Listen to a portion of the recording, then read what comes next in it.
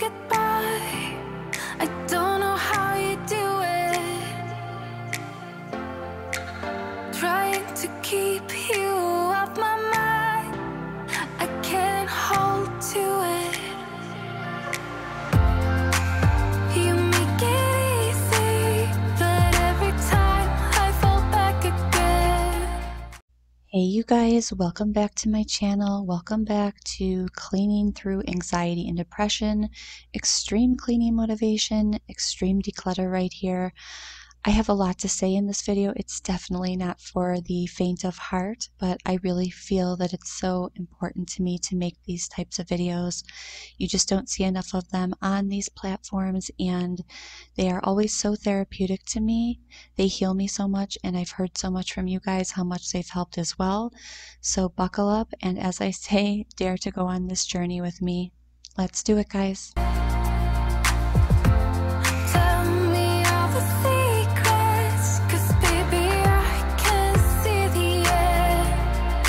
Don't slow down. I just need you to say you won't let go. I will keep my heart wide open. All I ask of you, baby, keep the fire burning. Come on, keep the fire burning. I keep losing track of time. I'm barely moving. Hey you guys, welcome back to my channel for the most real of the real cleaning motivation. Hopefully you've come to love that about me. I don't know any other way to be, and this video was on my mind for quite a while. When you have an impending date of an anniversary of someone passing, it really just stops you in your tracks. I feel like for the past 2 weeks or so, I have just been kind of on standstill. You're almost just awaiting that time to come. And as you guys know, if you've been following me, I have had quite the year. I mean, can we just give me a pat on the back here? If you're new to my channel, one of the things I kind of wanted to talk about with going through the grief of losing my mom, I have had a much harder time this year than the original first year of her passing. And I think that's also because it becomes so very real that you are living your day to day without them. My daughter also started preschool, and not having my mom to go through that with me was just gut wrenching, to be quite honest. I wouldn't wish that on anyone. I feel like there's a special kind of place for people in heaven that mother without their own mothers. I would give anything to truly have her with me, and that's just the truth. I feel like this video isn't going to be exactly completely uplifting. It's just going to be very raw and real. But as you know, I've been dealing with cancer scares with my father. We had mold damage in the house that destroyed my entire top floor. I had a Christmas flood that flooded my entire basement, and we have been just in damage control for what feels like an entire year, while I feel like that time period should have been when I was healing through the loss of my mother. And I feel like my nervous system never got to really regulate, if that makes sense, because I didn't have time. I didn't have time to even focus on it, really. And I almost find it kind of funny because you'll see a lot of people, or, you know, different books, anything that you might come across, whether it's a television show, a movie, where people will just say, oh, my life completely came together once, you know, my loved one passed. I feel like they're watching over me and everything just came into place. And I'm just like, well, not for me, okay? My life went into total shambles, and I am so proud that I have made it through a lot of that, but I don't understand, you know, why it all had to happen the way it did, especially when I was already going through such a tumultuous time. But I am the type of person that always wants to try to control what I can. That's all we can really do in life. And I am learning that grief is just something that comes in waves, and you really feel like you are just absolutely drowning sometimes. And when you are going through such hardships and scares, such as my father's potential cancer, that he beat the first time, and now we are kind of dealing with a potential second scare. I will get into so much more as what's happened the past week, you guys. I've had such a week, but I figured this wasn't the video for it. I wanted to talk more about kind of what I've been through and what I'm feeling through her loss, for the past 2 years in this video. But one of the things I realized that I miss so much about her is just having her comfort, her wisdom, just being able to simply talk to her throughout those hardships. And it is just it is so lonely and isolating at times. I feel like even just with this second year passing, there's probably only about 5 people that have reached out to me. And I don't expect anyone to necessarily remember her passing. Of course, it's my journey to go through, but it is just to state out loud that that is why it is so isolating. You know when that date is coming. You know everything that you've been through the past year without them. It is still very real in your life while the world just keeps spinning around and you're trying to catch up and find yourself again. And I apologize if I'm a little bit all over the place in this video. I am such a busy mama, and with summer break here, I have kids around all the time. I'm just trying to get these voiceovers done as fast as I can, and I just don't have time to really go through my thoughts beforehand. But I wanted to share 2 different stories, one really beautiful and one kind of gut-wrenching, just to show how the grief process really is. And don't let anybody tell you differently, that you are supposed to feel better at a specific time. We all go through our own journeys with this. I definitely feel the pressure in general, whether it's through doctors or just people you're talking to. They kind of just want you to be over it. And it doesn't work that way. It's not like a linear path. It is up, down, and all around, and you just feel it at different times. And to tell you guys those 2 stories, one of the gut-wrenching ones actually just happened 2 days ago, where my daughter ended up catching an infection that became very scary like my dad's, and we were really unsure of everything that was going on with that. I rushed her over to her pediatrician's office because I noticed that she kind of had a bump on her leg that was getting very red and it just wasn't going down. And by the 3rd day, I just wanted to take her there to see what was going on.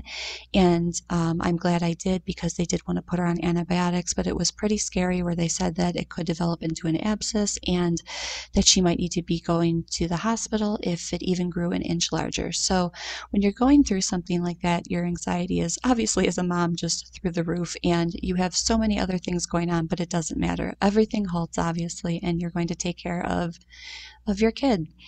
So one of the things that I just didn't expect, and of course in those moments I just wish I had my mom to go with me, but one of the things I didn't expect to set me off into kind of a tailspin is that while I was at the doctor's office, the doctor actually became incredibly rude to my daughter. It was something I've never experienced. I was very shocked that somebody would act that way, and they had to actually take a needle and poke it into Maddie's leg in order to drain the infection that she ended up getting because she was sick. And Maddie obviously started crying, and as any kid would. And this doctor looked at my daughter and was like, "It doesn't hurt that bad. You need to stop crying." And I was like, whoa. And even after that, she looked at my daughter and at me and said, "Oh, honey, you are almost 5 years old. You need to not be acting this way." And my mama bear attitude came out, and I told her, "Don't you dare talk to my kid like that. She's just scared. Why aren't you comforting her or giving her a minute to calm down after just going through a little bit of a traumatizing experience that was painful for her?" And it's one of those moments where, and excuse me, here's John coming in to fix my shelf. I love that man. I really do. I love him with all my heart. He is always there for me, listening to me at 3 in the morning or whenever I can't sleep throughout all of these things. And I'm always giving him a project to do because there's always something breaking down in this house. But I remember finally getting into my car, and I'm now terrified because, she could potentially having to be going to the hospital if the medication doesn't work, and I'm exhausted from being at the doctor's all day and everything else that's got put on hold that's in the back of your mind, the mental load that's just, flying through your mind. And I got into the car and got my daughter situated in her seat, and I just remember I nearly had a panic attack. I was just deep breathing, kind of in disarray, not knowing exactly what had just happened, how that woman could be so rude in the midst of something so serious when you're supposed to be taking care of children. And in the meantime, my father was going to a cancer appointment to find out what was going on. So in that moment, it was just utter chaos and just feeling completely alone in everything I was going through. And I just wanted my mom there so badly. I wanted to be able to call her and be like, can you believe what this woman just said? I was so enraged. And as much as I have my father, John, and certain friends to talk to about it, it's just not the same as your mom. Your mom will feel it like you feel it and be there to listen to you, talk to you, be as enraged as you are. And it really can just set you into a tailspin where I almost started crying in the car just because of how upset I was. And on a side note, though, Maddie is doing better. It's been quite the week once again. I don't know what's going on in my life, but these things keep happening. I finally feel like she's okay, and I'm still waiting for a different culture result to give me the final, 100%. And she's, on the mend, obviously, but just waiting, always waiting. So in these moments, because I'm going through so much and because this year has been so much, it just hits you. It just hits you, this grief. I'd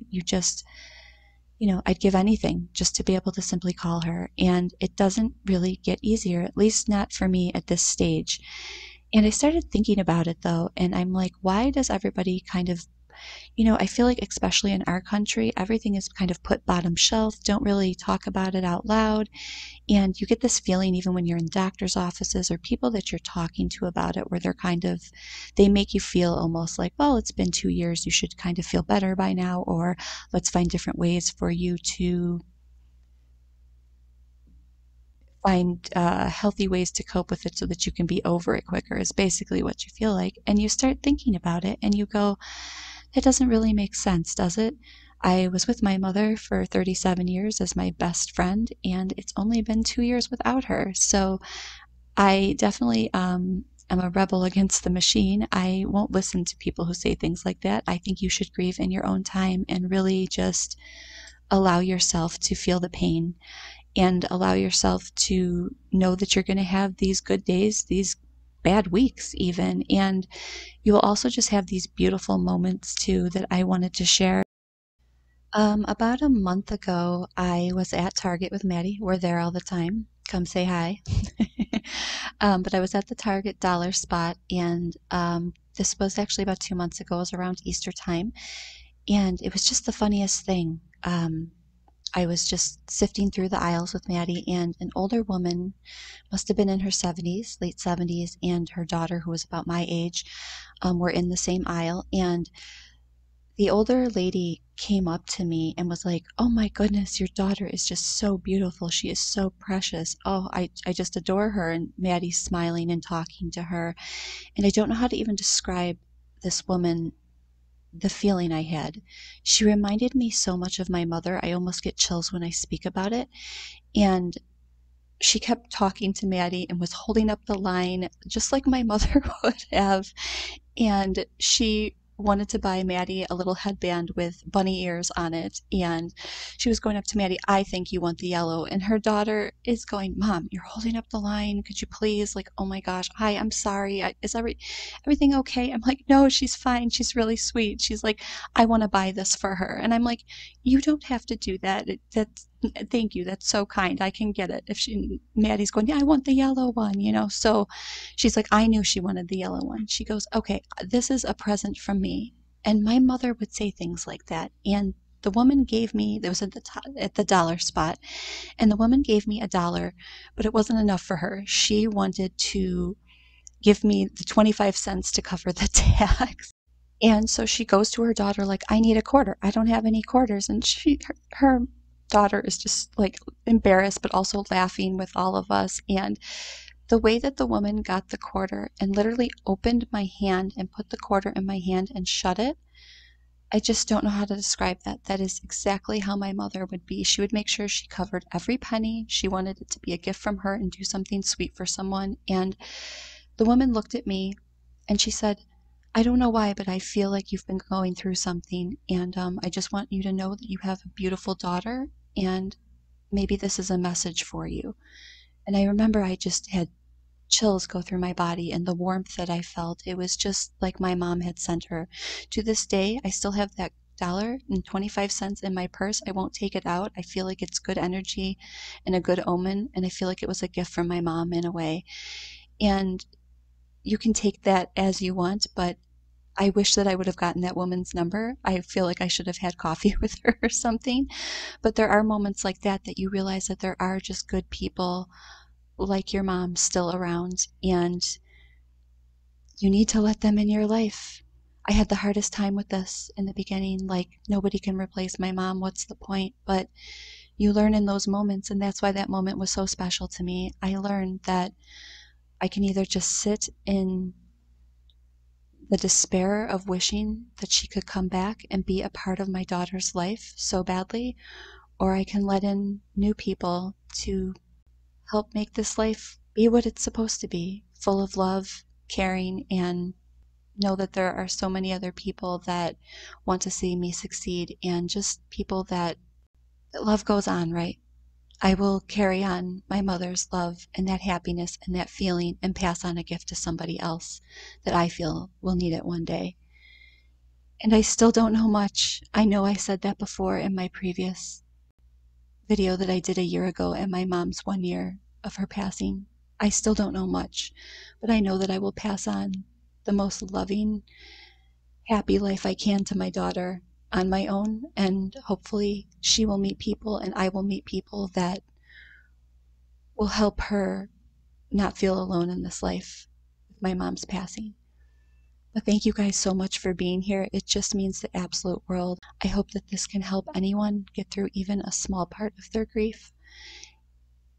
It's the hardest thing in the world to go through, but you're doing it. Just remember, you are already doing it. I love you guys. Thank you so much for always being here. Bye. I don't really know how to start this, but I just wanted to explain my absence from last week. But basically, we had a pretty big scare in my family. It's still going on, but my mom could potentially have cancer. It's been really hard for me. Oh, Miss Maddie, look at you.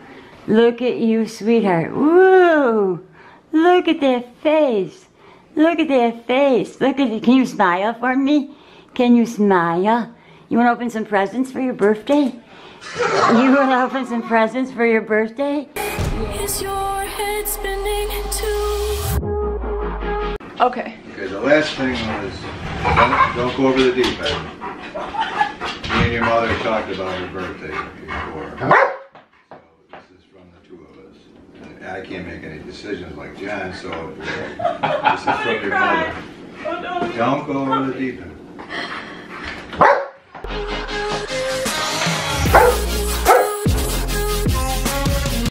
I don't know if anyone else out there can relate, but I felt the need to make this video because the world just feels upside down for the past 3 years, and I also just experienced a very profound loss in my life 6 months ago. We're almost at 7 months, and I don't even like saying that.